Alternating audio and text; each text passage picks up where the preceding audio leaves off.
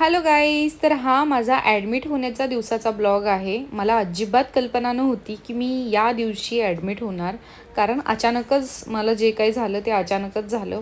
त्या अगोदर माझ्या आईने माझ्यासाठी दुपारी इकडे गुलाबजाम बनवले होते. खूप दिवसापासून मला गुलाबजाम खाण्याची इच्छा झाली होती.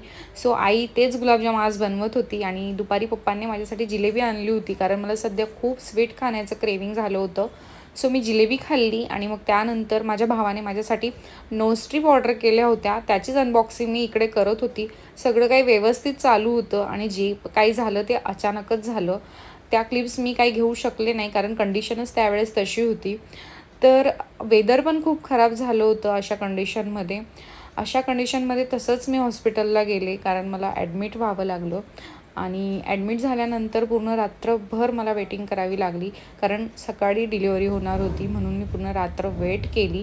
आणि हे पण तिकडून पुण्यावरून निघून गेले होते, कारण उद्या डिलिव्हरी होणार आहे म्हटल्यावर ते पण तिकडून निघाले होते. आणि आम्ही रात्री गप्पा मारत बसलो होतो नर्ससोबत, माझे भाऊ, आई, आजी वगैरे. सो पुढचे ब्लॉग बघायला विसरू नका. Thank you for watching. बाय.